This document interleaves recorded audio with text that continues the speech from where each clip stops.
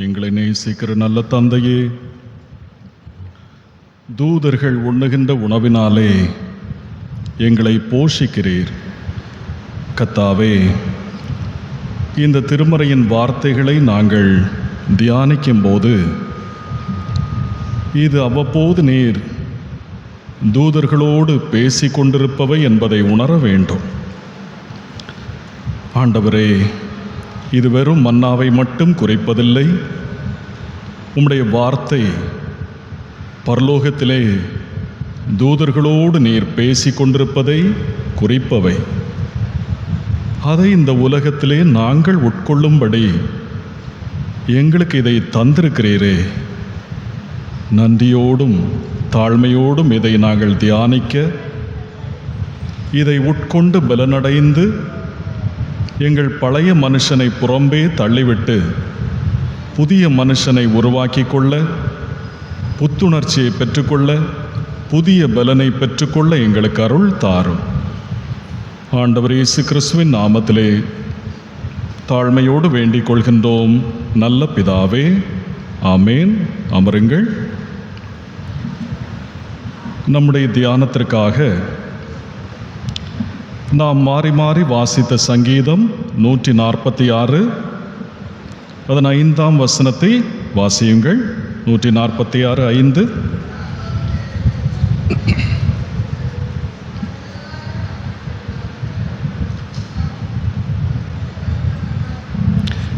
யாக்கோபின் தேவனை தன் துணையாக கொண்டிருந்து தன் தேவனாகிய கர்த்தர் மேல் நம்பிக்கை வைக்கிறவன் பாக்கியவான். யாக்கோபின் தேவனை தன் துணையாக கொண்டிருந்து தன் தேவனாகிய கர்த்தர் மேல் நம்பிக்கை வைக்கிறவன் பாக்கியவான். சங்கீதங்களிலே அடிக்கடி நாம் காண்கின்ற ஒரு வசனம் என்ன? யாக்கோபின் தேவன், யாக்கோபின் தேவன். அடிக்கடி இதை நாம் கவனிக்கின்றோம். யாக்கோபின் தேவன் என்பது இஸ்ரவேல் குடும்பத்தினராலே ஒரு உணர்ச்சி பெருக்கோடு பயன்படுத்தப்பட்ட ஒரு போற்றுதல் வார்த்தை. இந்த வார்த்தையை சொல்லும்போது அவர்களுடைய உடம்பெல்லாம் சிலிர்த்து போகும். ஒரு ஷாக்கடித்தது போன்ற ஒரு உணர்வு ஏற்படும். ஒரு சிலிர்ப்பின் வார்த்தை யாக்கோபின் தேவன். இந்த 146ஆம் சங்கீதத்தை எழுதியவர்கள் யாக்கோபின் தேவன் என்பவர் யார் என்பதற்கு அழகாக விளக்கம் எழுதியிருக்கிறார்கள். யாக்கோபின் தேவன் என்பவர் யார்? அந்த 146ஆம் சங்கீதத்தில் நீங்கள் பார்த்தால் தெரியும். நாம் வாசித்தோம் மாறி மாறி. யாக்கோபின் தேவன் என்பவர் ஒடுக்கப்பட்டவர்களுக்கான, பசியாய் இருக்கிறவர்களுக்கான, கட்டுண்டவர்களுக்கான, மடங்கடிக்கப்பட்டவர்களுக்கான, பரதேசிகளுக்கான, அந்நியர்களுக்கான, புலம்பெயர்ந்தவர்களுக்கான, அகதிகளுக்கான தேவன் என்று எழுதுகிறார்கள். ஏன் யாக்கோபோடு இதை ஒப்பிட்டு எழுத வேண்டும்? ஏன் தெரியுமா? யாக்கோபை கொஞ்சம் நீங்கள் யோசித்து பாருங்கள். யாக்கோபுடைய வரலாறோடு யாக்கோபை கொஞ்சம் யோசித்து பாருங்கள். யாக்கோபு ஒரு கூடார வாசி, ஒரு வீட்டு பிள்ளை, அப்படிதானே? ஒரு வீட்டு பிள்ளை. ஒரு நாள் கூட தன் ஊரை விட்டும் தன்னுடைய வீட்டை விட்டும் வெளியே போகாதவர் யாக்கோப். ஏசாயா காடு மேடு அங்கே இங்கெல்லாம் போயிடுவான். யாக்கோபு ஒரு நாள் கூட தன் வீட்டை விட்டு தன் ஊரை விட்டு வெளியே போனது கிடையாது. தனித்து விடப்பட்டு வாழும் வாழ்க்கை எவ்வளவு துன்பம் நிறைந்ததாக இருக்கும் என்று யாக்கோபுக்கு தெரியவே தெரியாது. சில சமயம் வீட்டை விட்டு வெளியே போகாமல் வீட்டுக்குள்ளேயே இருக்கின்ற சில பிள்ளைகளுடைய காதுகள் கேட்கும்படி இந்த உறவினர்கள், அண்டை வீட்டார் என்ன சொல்வார்கள் தெரியுமா? இதெல்லாம் வீட்டை விட்டு வெளியே போகாத இவனுக்கு என்ன தெரிய போகிறது? ஒரு பசி என்றால் இவனுக்கு என்ன தெரியும்? ஒரு துன்பம் என்றால் இவனுக்கு என்ன தெரியும்? வீட்டை விட்டு போகாத இவனுக்கு இதெல்லாம் எங்கே தெரியும்? ஒரு கதை ஒன்று இப்படி சொல்லப்படுவதுண்டு. ஒரு ஏரி மீன் ஏரியை சுற்றி சுற்றி வரும்போது அந்த ஏரியின் கரையிலே மீன் பிடிப்பவர்கள் பேசிக் கொண்டிருப்பதை கேட்டுக்கொண்டே இருக்கும். அந்த மீன் பிடிப்பவர்கள் இப்படி பேசிக்கொள்வார்கள்: தண்ணீரில் இருக்கிற இந்த மீனை எடுத்து வெளியே போட்டுவிட்டால் மீனுக்கு வாழ்க்கையே இல்லை. இதை கேட்ட மீன், தண்ணி எங்கே இருக்கிறது? அந்த சின்ன மீனுக்கு தண்ணி என்றால் என்று தெரியவில்லை. தண்ணி எங்கே இருக்கிறது? அந்த மீன் சுற்றி சுற்றி பார்த்தது. ஒன்றும் புரியாமல் தன்னுடைய தாயின் இடத்துல போய், அம்மா, தண்ணி எங்கம்மா இருக்கு என்று கேட்டது. தாய் சொன்னாள், நீ தண்ணீரில் தான் இருக்கிறாய். தண்ணீரில் இருந்து கொண்டு தண்ணீரை குறித்து அறிய முடியாது. ஒரு நாள் நீ தண்ணியை விட்டு நீ வெளியே போகணும். ஒரு நாள் நீ தண்ணியை விட்டு வெளியே போகும்போது உனக்கு தண்ணீர் என்றால் என்ன என்று புரிந்துவிடும் என்று அந்த தாய் சொன்னது. அந்த மீனுக்கு ஒன்றும் புரியவில்லை. ஆனால் இதை மனதிலே வைத்து கொண்டது. ஒரு நாள் என்ன செய்தது? அந்த மீனும் துள்ளி தாவி தன்னை வெளியே எறிந்து கொண்டது. அதனால் மூச்சு விட முடியவில்லை, புரண்டது. அதை பார்த்து கொண்டிருந்த சிறுவன் ஒருவன் இரக்கத்தோடு அதை தூக்கி தண்ணீரிலே போட்டான். அதற்கு பிறகுதான் தண்ணீரின் அருமையை மீன் புரிந்து கொண்டது. யாக்கோபு வீட்டு பிள்ளையாக இருந்தது வரை பசி என்றால் என்ன என்று தெரியாது, தூக்கமின்மை என்றால் என்ன என்று தெரியாது, அந்நியமாகுதல் என்றால் என்ன என்று தெரியாது, எதுவுமே தெரியாது. ஆனால் வீட்டை விட்டு தன்னை வெளியேற்றி கொண்ட போதுதான் ஒடுக்கப்படுதல் என்றால் என்ன, மடங்கடிக்கப்படுதல் என்றால் என்ன, அந்நியமாக்கப்படுதல் என்றால் என்ன, அகதியாக்கப்படுதல் என்றால் என்ன என்று எல்லா வலிகளும் யாக்கோபுக்கு புரிந்தன. அந்நியமாக்கப்பட்ட தன் வாழ்க்கையிலே யாக்கோபு என்ன செய்யவில்லை தெரியுமா? கடவுளை அந்நியப்படுத்தவில்லை. கடவுளை எப்போதும் தன் கூடவே வைத்து கொண்டார். அதனால்தான் வசனம் சொல்லுகிறது, யாக்கோபின் தேவனை தன் துணையாக வைத்திருப்பவன் பாக்கியவான். கஷ்டங்களிலே, சோர்வுகளிலே யாக்கோபின் தேவனை யாக்கோபு பிடித்து கொண்டது போல, என் தேவன் என்று யாக்கோபு பிடித்து கொண்டது போல, யார் யாரெல்லாம் கஷ்டங்களிலே, சோர்வுகளிலே, என் தேவன், நான் உம்மை பிடித்துக் கொள்கிறேன், நான் உம்மை விட்டு தூர போக மாட்டேன், நீர் என் தேவன் என்று யாரெல்லாம் பிடித்துக் கொள்கிறார்களோ, யாக்கோபின் தேவனை தன் துணையாக யார் யாரெல்லாம் வைத்திருப்பார்களோ அவர்கள் யாரு? பாக்கியவான்கள். முற்பிதாக்களின் காலத்திலேயே அந்நியமாக்கப்படுதல், அகதிகளாக்கப்படுதல் ஆகியவை இந்த இஸ்ரவேல் மக்கள் கூட்டத்தின் ஒரு வாழ்க்கையாகவே மாறிப்போனது. அவர்களுக்கு கடவுள் செய்யாதே என்று ஒரு 365 கட்டளைகளை கொடுத்தார். செய்யாதே என்று 365 கட்டளைகளை கொடுத்தார். அந்த 365 கட்டளைகளிலே 2 கட்டளைகள் என்ன தெரியுமா? அந்நியப்படுத்தாதே. லேவியராகமம் 19ஆம் அதிகாரம் 33ஆம் வசனத்திலும் 34ஆம் வசனத்திலும் இந்த 2 கட்டளைகளையும் நாம் பார்க்கின்றோம். இந்த 2 கட்டளைகளும் முறையாக 252வது 253வது கட்டளைகள் ஆகும். இந்த அந்நியப்படுத்துதல் என்ற பாவத்தை இன்றைக்கு உலகமே செய்து கொண்டிருக்கிறது. நாமும் செய்கிறோம். ஆகவே அதை குறித்து நாம் கண்டிப்பாக தியானிக்க வேண்டும். நாம் பாவம் செய்யாமல் இருப்பதற்கு இதையெல்லாம் கண்டிப்பாக நாம் தியானிக்க வேண்டும். ஆகவே நாம் எப்படி அந்நியப்படுத்துகிறோம்? ஒரு வேலைக்கு போகிறோம் அல்லது சபையிலே இருக்கிறோம், எப்படியெல்லாம் மக்களை அந்நியப்படுத்துகிறோம், அதை குறித்து நாம் தியானிக்க போகிறோம். முதலாவது, பயத்தினால் அந்நியப்படுத்துதல். வாசியுங்கள், லேவியராகமம் 19ஆம் அதிகாரம் 33ஆம் வசனம். லேவியராகமம் 19:33.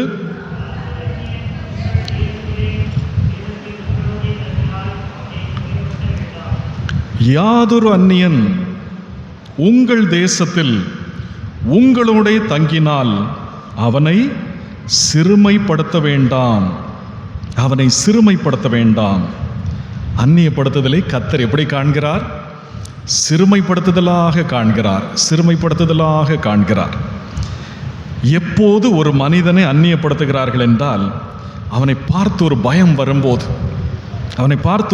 வரும்போது அவனை அந்நியப்படுத்துகிறார்கள்.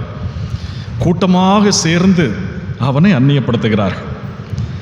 இஸ்ரவேலர் எகிப்திலே எகிப்தியரோடு கலந்து அந்த நாட்டு குடிமக்களாகவே வாழ்ந்து வந்தார்கள். அப்படிதானே? எவ்வளோ வருஷம்? ரொம்ப வருஷம். 400 வருஷம் என்றால் லேசுப்பட்ட வருஷம் கிடையாது. நம்மை ஆங்கிலேயர்கள் அரசாண்ட காலம் 400 வருஷம் என்று சொல்வார்கள். அப்படி இஸ்ரவேல் மக்கள் எகிப்திலே எகிப்தியரோடு கலந்து அந்நாட்டின் குடிமக்களாகவே வாழ்ந்து வந்தார்கள். எகிப்திய மொழியை எகிப்தியர்கள் பேசுவது போல ரொம்ப தெளிவாக பேசிவிடுவார்கள். ஆனால் வீட்டுக்கு வரும்போது என்ன செய்வார்கள் தெரியுமா? எபிரேய மொழியிலே தான் பேசுவார்கள். வீட்டுக்கு வந்துட்டால் எபிரேய மொழியிலே தான் பேசுவார்கள். அதே போல் பொது வெளியிலே தங்களுக்குள்ளே பேசும்போது எபிரேய மொழியிலே பேசிக்கொண்டார்கள். இந்த எகிப்தியர் ஒரு கட்டத்தில் இதை கவனித்தார்கள். அதுவரை அவர்கள் கவனிக்கவில்லை. அதுவரை இவர்கள் எகிப்தியரை போல எகிப்திய மொழியை பேசுகிறார்கள், இவர்கள் எகிப்தியர் தான் என்று நினைத்து கொண்டிருந்தார்கள். ஒரு கட்டத்திலே தங்களுக்குள்ளே பேசிக்கொள்ளும் போது இவர்கள் இன்னொரு மொழியை பேசுகிறார்களே, முதன்முறையாக இந்த எகிப்தியருக்கு பயம் வருகிறது. நமக்கு விரோதமாகவே தங்கள் மொழியிலே ஏதோ பேசிக்கொள்ளுகிறார்கள் என்று தவறாக நினைத்து பயப்பட தொடங்கினார்கள். உலகமெங்கும் அப்படித்தான் அந்நியப்படுத்துதல் முதல்ல தொடங்குது. இந்த மொழி தான் பிரச்சனை. தங்கள் வாழ்க்கை முறையினாலே, இரண்டாவது இந்த இஸ்ரவேல் மக்கள் தங்களுடைய வாழ்க்கை முறையினாலே தனித்துவமாக விளங்கினார்கள். தவறான பழக்கங்கள் எதுவும் கிடையாது. அந்த மக்கள் கூட கொஞ்சம் தவறான பழக்கங்கள் உண்டு. வேலைக்கு போகிற இடத்துல சில சமயம் சிலர் ரொம்ப நல்லா இருப்பார்கள். பீடி, சிகரெட் எதுவுமே இருக்காது. அப்படிதானே? அப்படி தவறான பழக்கம் இல்லாதவர்களை பார்க்கும்போது தவறான பழக்கம் உள்ளவர்களுக்கு என்ன வரும்? ஒரு பயம் வரும், ஒரு கோபம் வரும். அப்படிதான் இஸ்ரவேல் மக்களை பார்த்து இவர்கள் பயப்படத் தொடங்குகிறார்கள். இஸ்ரவேல் மக்கள் சாதாரண ஆடு மேய்க்கும் தொழிலை செய்து வந்தவர்கள். ஆடு மேய்ப்பது தான் இவர்களுடைய வேலை. ஆனால் அந்த வேலையிலே அநேக பொருட்களை உற்பத்தி செய்தார்கள். ஆட்டுப்பால், அதே போல் ஆடுகளின் ரோமங்களில் இருந்து கம்பளி, ஆட்டு தோல் பொருட்கள், அழகான செருப்பு, இவைகளை எல்லாம் தோலில் தைத்து கொள்ளலாம், எழுதலாம். அப்படிதானே? எகிப்தில் தான் அந்த எழுதுவதெல்லாமே வந்தது. தோலில் எழுதுவது, பேப்பரில் எழுதுவது. ஆகவே இஸ்ரவேல் மக்கள் இதையெல்லாம் செய்கிறார்கள். ஆட்டுப்பால், ஆடுகளின் ரோமங்களிலிருந்து கம்பளி, ஆட்டு தோல் பொருட்கள், ஆட்டு இறைச்சி எல்லாம் நல்ல குவாலிட்டியாக இருக்கும், நல்ல சுத்தமாக இருக்கும், எல்லாம் சிறந்ததாக இருந்தது. இஸ்ரவேலர் தங்கள் சம்பாத்தியங்களில் இருந்து வீண் ஆடம்பர செலவு எதுவும் செய்யவே இல்லை. எளிமையான ஒரு வாழ்க்கை. தங்களுக்கு கொடுக்கப்பட்ட கோசேன் நாட்டிலே நல்ல வீடுகளை கட்டி சமாதானமான ஒரு வாழ்க்கையை வாழ்ந்து வந்தார்கள். தங்களுடைய கனவுகள் என்ன, இலக்குகள் என்ன, இவற்றை இஸ்ரவேலர் எகிப்தியருடன் தங்களுடைய சாதாரண பேச்சுக்களிலே கூட பகிர்ந்து கொள்ள மாட்டார்கள். நாமெல்லாம் சில சமயம் சொல்லிவிடுவோம், அப்படிதானே? எதுக்காக இந்த வேலை செய்கிறா? அது என் மகளை கல்யாணம் பண்ணி கொடுக்கணும், என் இலக்கே அதுதான். அப்படிதானே? எதுக்காக இப்படி கஷ்டப்பட்டு அங்கும் இங்கும் ஓடுகிறார்? அது இவ்வளவு கடன் இருக்கு, அதை தீர்க்கணும். அப்படிதானே? ஆனால் இஸ்ரவேல் மக்கள் இருக்கிறார்களே, தங்கள் கனவுகள், இலக்குகள், இதை ஒன்றையும் இந்த எகிப்தியரோடு சாதாரண பேச்சுக்களிலே கூட பகிர்ந்து கொள்ள மாட்டார்கள். அதே போல இன்னொரு காரியத்தையும் அவர்கள் செய்தார்கள். தங்கள் குடும்பத்து குறைகள், தங்கள் கஷ்டங்கள், தங்கள் பிள்ளைகளை குறித்த பாரங்கள் என்று எதையுமே நட்பு ரீதியாக கூட இந்த எகிப்தியர்கிட்ட போய் சொல்ல மாட்டாங்க. எகிப்தியர்கிட்ட என் புருஷன் இப்படியாக்கும், என் பிள்ளை இப்படியாக்கும், என் மகா இப்படியாக்கும், என் மகன் இப்படியாக்கும், எதுவுமே சொல்ல மாட்டார்கள். எதுவுமே சொல்ல மாட்டார்கள். பொது இடங்களிலே சந்திக்கும் போது, குறிப்பாக குடி தண்ணீர், இப்போ தான் நமக்கு எல்லாம் வீடுகளிலே குழாய் எல்லாம் வருது. அந்த காலத்தில் அப்படி இல்லை. தண்ணி எடுக்க போகணும், கிணற்றுக்கு போகணும், நைல் நதி கரைக்கு போகணும். இப்படி பொது இடங்களிலே சந்திக்கும் போதும் எபிரேயர் வாயிலிருந்து எகிப்தியர் எதையுமே அறிய முடியவில்லை. இதனால் எகிப்தியருக்கு என்ன வருகிறது? இந்த எபிரேயர் மீது மிகுந்த பொறாமையும் பயமும் ஏற்படுகிறது. மிகுந்த பொறாமை, பயம். என்ன இந்த மக்கள் இப்படி இருக்கிறார்கள்? ஏதோ நமக்கு விரோதமாக சதி பண்ணுகிறார்கள். இப்படிதான் ராஜா கிட்ட போய் சொல்லிக் கொடுக்கிறார்கள். ஒரு கூட்டம் இருக்கு, ஒரு கூட்டம் இருக்கு, அவர்கள் இன்னொரு மொழியில் பேசுகிறார்கள். இன்னொரு மொழியில் பேசி நம்ம எதிரிகளாக இருந்து ஊடுருவி போர் செய்து நம்மையே தோற்கடித்து விட்டால் என்ன செய்வது? இதனால் அவர்களை அடிமைப்படுத்தி கடினமான வேலைகளை கொடுத்து சிறுமைப்படுத்த தொடங்குகிறார்கள்.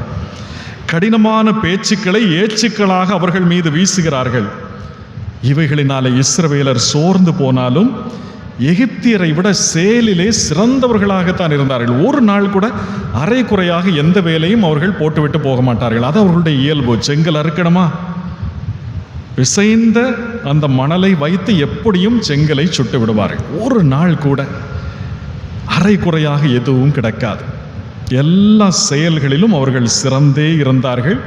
அதனால அவர்களை நீ இப்படி போட்டுட்டு போயிட்டியே, இப்படி செய்து விட்டையே, அடிக்கிறதுக்கு முடியவே முடியாது. அடிக்கிறதுக்கு காரணம் தேடுவார்கள் எகிப்தியர்கள். ஒன்றும் கிடைக்காது. வாழ்வதற்காக இந்த அவமானங்களை எல்லாம் சகித்து கொண்டார்கள். இவ்வளவு சிறுமைப்படுத்துகிறார்களே என இந்த எகிப்தியருக்கு முன்னாலே இந்த இஸ்ரவேலர் சோர்ந்து போய் ஒரு நாள் கூட இருக்கல. ஒரு நாள் கூட அவர்களுக்கு முன்னால இவர்கள் அழுததே கிடையாது. உழைத்து கொண்டே இருந்தார்கள். அப்படிப்பட்ட எபிரெயருக்கு ஆண்டவர் ஒரு 252வது கட்டளையை கொடுக்கிறார். என்ன கட்டளை தெரியுமா? இப்போ நீ சுதந்திரமெல்லாம் அடைந்து நீ தனி நாட்டுக்கு வந்து விட்டாய். நீ இப்போ அந்நியன் அல்ல. அந்நியனை பார்த்து பயந்து நீ அவனை சிறுமைப்படுத்தி விடாதே. அந்நியனை பார்த்து பயந்து நீ அவனை சிறுமைப்படுத்தி விடாதே. தேவையற்ற பயத்துடன் சண்டை போடாதே, சத்தம் போடாதே, வெறுப்பை காட்டாதே. இதுதான் உனக்கு 252வது கட்டளை. நாம் சிறுமையை அனுபவித்து அந்நியப்படுத்தப்படும் போது மற்றவர்களை விட ஏதாவது ஒரு செயலிலே வேறுபட்டு சாதிக்க வேண்டும் எனில் இந்த எபிரெயரை போல சிறுமையை நாம் சகித்து கொள்ள வேண்டும். நம்ம ஒரு நல்ல நிலைக்கு வரும்போது நம்ம யாரையும் இப்படி நடத்தக்கூடாது, அப்படித்தானே? ஆகவே இஸ்ரவேல் மக்களுக்கு 252வது கட்டளை, அந்நியனை நீ சிறுமைப்படுத்தாதே. அந்நியனை சிறுமைப்படுத்தாதே.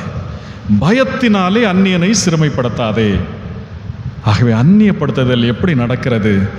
பயத்தினால் அந்நியப்படுத்துதல் நடக்கிறது. இரண்டாவது, எப்படி அந்நியப்படுத்தல் நடக்கிறது? இனத்தினால் அந்நியப்படுத்துதல். முதல்ல நான் சொன்னேன் பயத்தினால் அந்நியப்படுத்துதல். இரண்டாவது என்ன? இனத்தினால் அந்நியப்படுத்துதல். வாசியுங்கள் லேவியராகமம் 19ஆம் அதிகாரம் 34ஆம் வசனம்.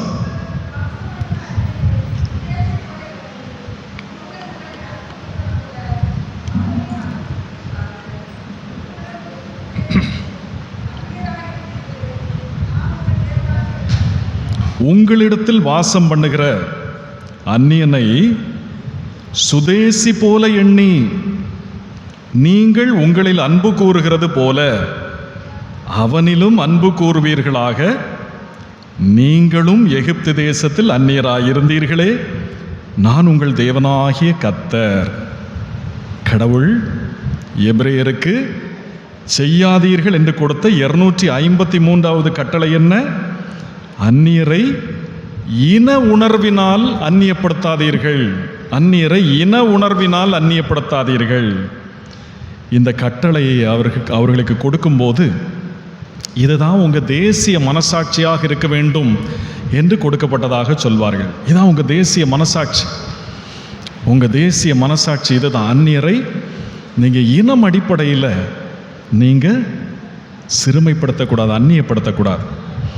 சுற்றி வளைத்து ஆண்டவர் இந்த சொல்லை சொல்லவில்லை, நேர்பேச்சாகவே இதை சொல்லுகிறார். எபிரெயர்கள் மிகுந்த இனப்பற்று மிக்கவர்கள்.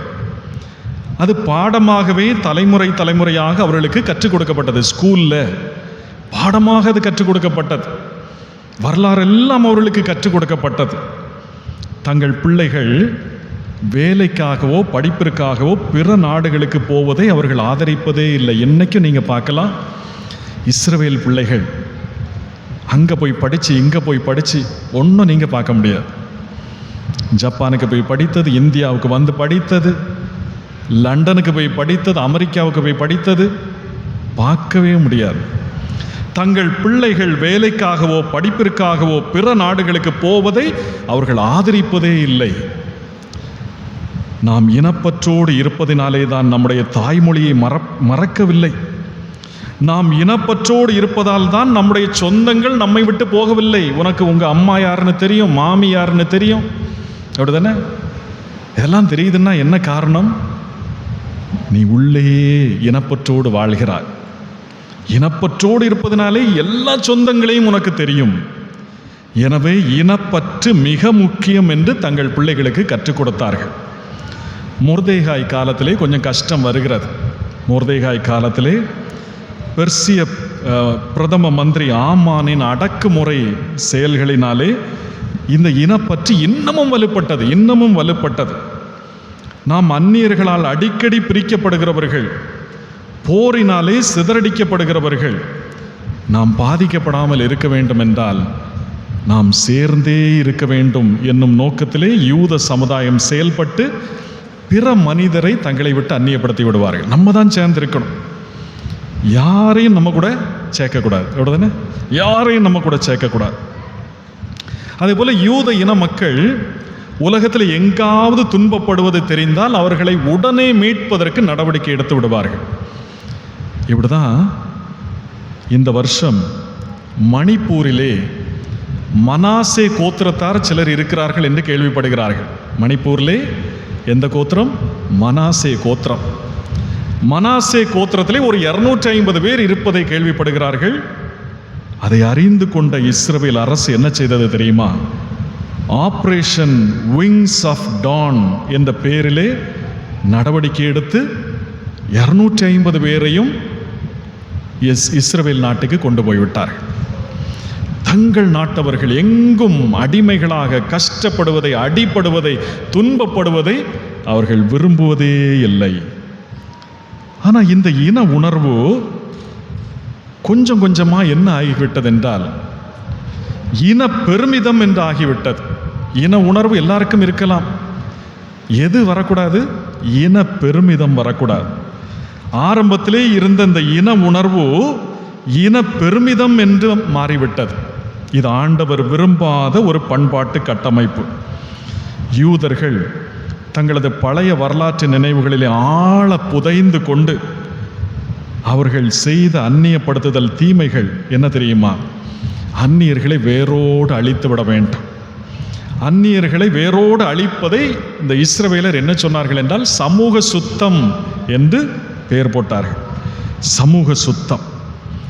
யார் அந்நியர்களோடு கலந்து பழகினாலும், திருமண சம்பந்தம் வைத்து கொண்டாலும் அவர்களை கொலை செய்துவிட்டு அதை கொலை என்று சொல்ல மாட்டார்கள், சமூக தூய்மையாக்கல் என்று சொன்னார்கள். நமக்கே ஒரு வரலாறு பைபிளில் இருக்கு. அது உங்களுக்கு தெரியும்.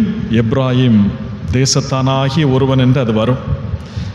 அந்த பெண்மணியை துண்டு துண்டா வெட்டி அவன் கொன்றுவான், அப்படிதானே? 12 துண்டாக்கி எல்லா கோத்திரத்துக்கும் அனுப்புவான். இதுதான் இஸ்ரவேல் மக்களுடைய நடைமுறையாக இருந்தது. அந்நியர்களோடு யாராவது கலந்து விட்டால் அப்படியே ஒதுக்கி விடுவார்கள். திருமணம் பண்ணிவிட்டால் கொலை செய்து விடுவார்கள். இன்றைக்கு கௌரவ கொலை என்றெல்லாம் நாம் இப்பொழுது கேள்விப்படுகிறோமே, அந்த காலத்திலே இஸ்ரவேல் மக்கள் இதையெல்லாம் செய்தவர்கள் தான். எகிப்திலே எபிரேயர் எகிப்தியரின் வாழ்க்கையிலே ஓரமாக நிற்கின்ற ஒரு கதாபாத்திரமாக இருந்தார்கள். எகிப்தில் இஸ்ரவேலர்கள் மதிக்கப்படவே இல்லை. எகிப்தியருடைய வாழ்க்கையிலே ஓரமாக நிற்கும் ஒரு கதாபாத்திரமாக இருந்தார்கள். எகிப்திலே எபிரேயர் நேசிக்கப்பட்டோராக அல்ல, தேவைப்பட்டோராக இருந்தார்கள். நேசிக்கப்படுதலுக்கும் தேவையாக வைத்துக் கொள்வதற்கும் வித்தியாசம் இருக்கு, அப்படிதானே? இன்னைக்கு நம்மையும் அநேகர் அப்படிதானே பயன்படுத்துகிறார்கள், யூஸ் பண்ணுகிறார்கள், அப்படிதானே? தேவை. அன்பெல்லாம் ஒன்றும் கிடையாது, தேவை. நேசிக்கப்பட்டோராக அல்ல, தேவைப்பட்டோராக வைத்துக் கொள்வார்கள்.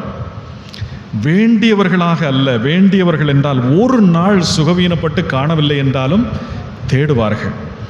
ஆனால் எகிப்தியர்கள் எபிரேயரை வேண்டியவர்களாக தேடவே இல்லை. திடீரென்று ஒருத்தன் சிக்காயிட்டான் என்றால் அவன் எங்கே போனான்? தேட்டமே கிடையாது. அவன் செத்தாலும் பரவாயில்லை.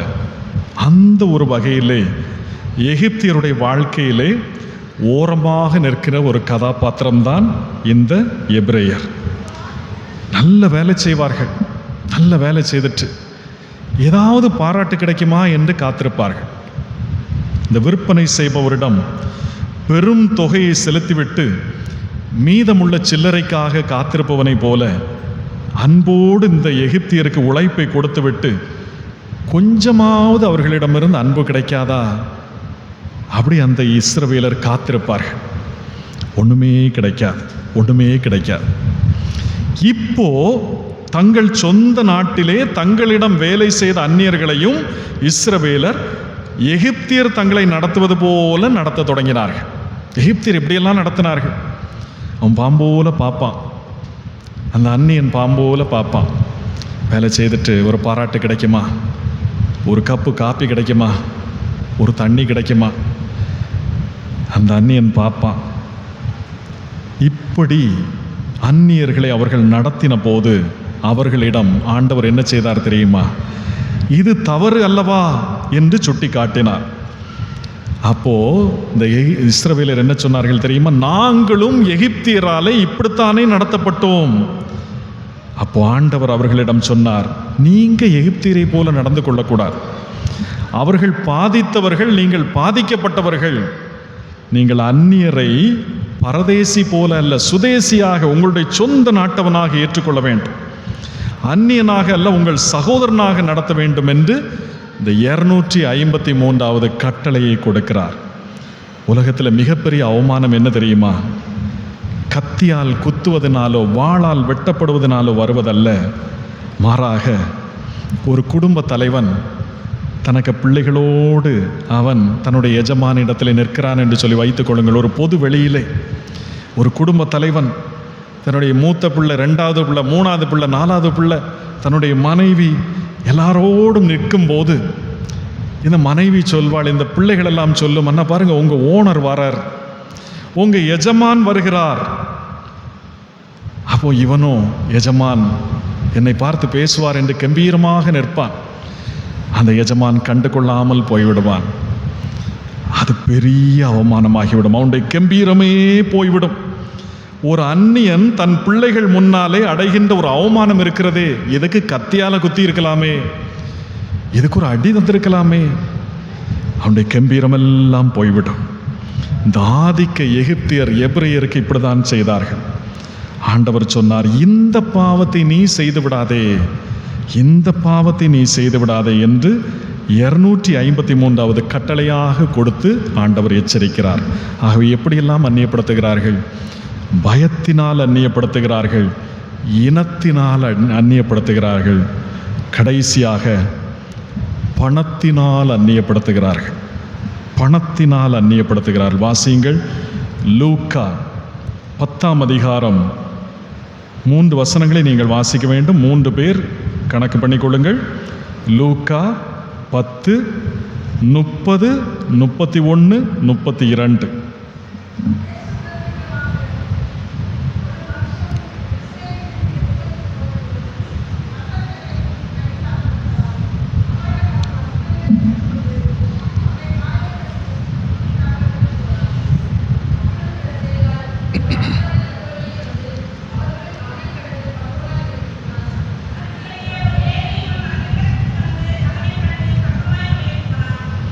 ஒரு மனுஷன் எருசலேமிலிருந்து எரிகோவுக்கு போகையில் கள்ளர் கையில் அகப்பட்டான். அவர்கள் அவன் வஸ்திரங்களை உரிந்து கொண்டு அவனை காயப்படுத்தி குற்றுயிராக விட்டு போனார்கள். அப்பொழுது தற்செயலாய் ஒரு ஆசாரியன் அந்த வழியே வந்து அவனை கண்டு பக்கமாய் விலகி போனான். அந்தபடியே ஒரு லேவியனும் அந்த இடத்துக்கு வந்து அவனை கண்டு பக்கமாய் விலகி போனான். நம்ம எல்லாருமே வீட்டை விட்டு வெளியே வருகிறோம், உடனே டெய்லி நம்ம எல்லாரும் வீட்டை விட்டு வெளியே வருகிறோம். குடும்ப தலைவர்கள் வருகிறார்கள், குடும்ப தலைவிகள் வருகிறார்கள், பிள்ளைகள் வருகிறார்கள், எல்லாருமே வீட்டை விட்டு வெளியே வருகிறோம். எதற்காக வருகிறோம்? வேலைக்காக வருகிறோம், படிப்புக்காக வருகிறோம், சில சமயம் ஆஸ்பத்திரிக்கு போவதற்காக வருகிறோம். அன்றாடம் பலர் வீட்டை விட்டு வெளியே வந்துவிட்டு வீடு திரும்பி விடுவதனாலே இது சாதாரண விஷயமா பார்க்கப்படுது, அப்படிதானே? இதை பற்றி நம்ம கவலைப்படுவதே இல்லை, சாதாரண விஷயம்.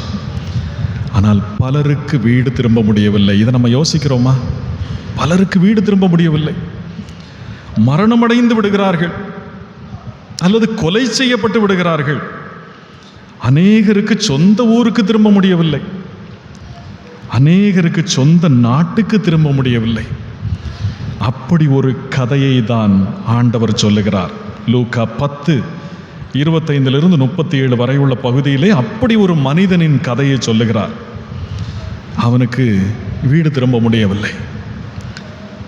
அடிக்கப்பட்டவர்கள், கொல்லப்பட்டவர்களின் கதையிலே யார் அதை செய்தது என்று கண்டுபிடிக்க முடியாமலேயே போய்விடுவது உண்டு. அப்படிதானே? எவன் அடிச்சான்னு தெரியாது, எவன் கொன்னான் என்று தெரியாது. பலருடைய கதைகளும் அப்படி மூடப்படுவது உண்டு. உலகத்திலே பலரின் கதை அப்படித்தான். இந்த கதையிலும் இந்த மனிதனின் உயிருக்கு ஆபத்தான நிலையிலே அடித்து காயப்படுத்தி கொள்ளையிட்டவர்கள் யாரு? கண்டுபிடிக்கவே முடியவில்லை. நல்லவர்களுக்கு நல்லதே நடக்கும் என்பது மனிதர்கள் ஒருவரை ஒருவர் தேற்றுவதற்காக சொல்லிக் கொள்வது. அப்படிதானே? நம்ம ஒருத்தர் தேற்றுவதற்கு என்ன சொல்லுகிறோம்? நல்லவனுக்கு நல்லதே நடக்கும். ஆனால் ஆபத்து யாருக்கு வேண்டுமானாலும் எப்போது வேண்டுமானாலும் நடக்கலாம். இந்த எரிகோவுக்கு போன மனிதன் ஒரு நாளில் எல்லாம் இழந்து ஒரு ஏழையாகி விடுகிறான்.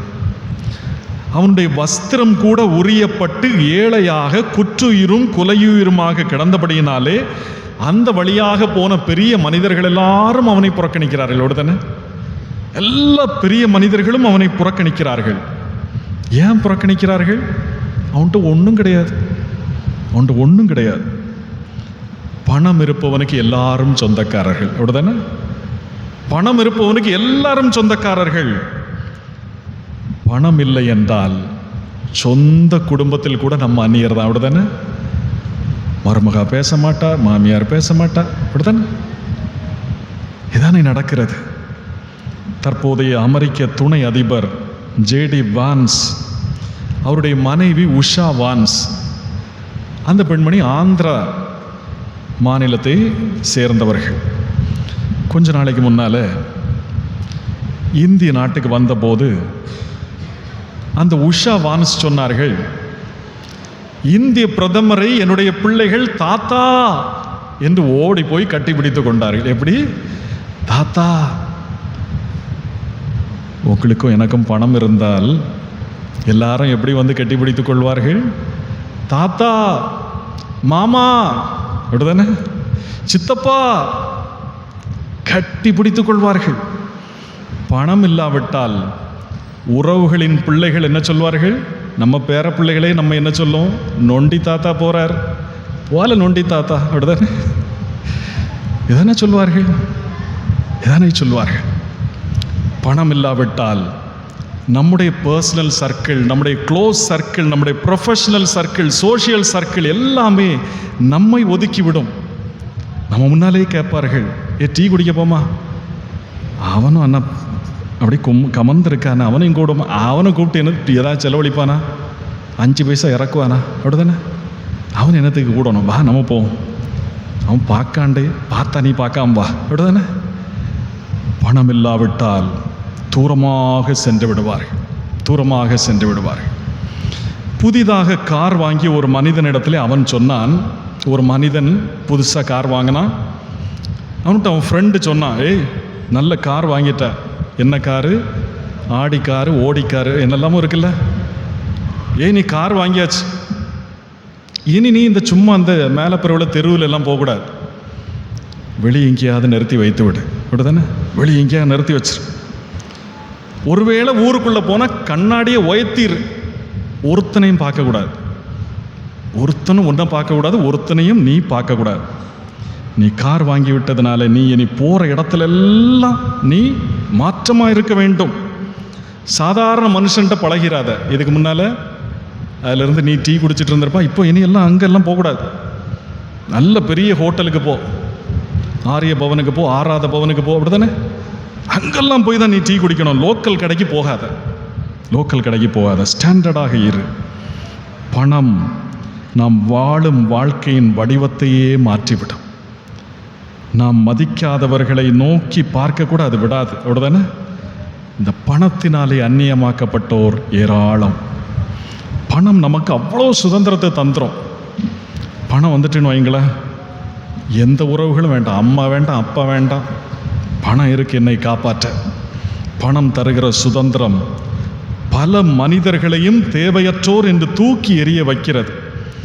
ஆசாரியர், லேவியர் போன்ற சமூக அந்தஸ்துள்ளோராலே புறக்கணிக்கப்பட்ட பணமில்லாத ஒரு அந்நியனை ஒரு சமாரியர் தேடி வருகிறார். அப்படிதானே? அவன்கிட்ட ஒன்றும் கிடையாது, அவன் அப்படி பிச்சைக்காரனை போல கிடக்கான்.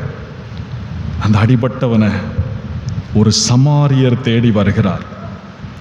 அவன்கிட்ட போய் என்ன கேட்டிருப்பாரு? எப்ப நீ சாப்பிட்டியா? எப்ப நீ சாப்பிட்டியா? ஒரு சாப்பிட்டாயா என்ற விசாரிப்பில் என்ன இருந்து விட முடியும்?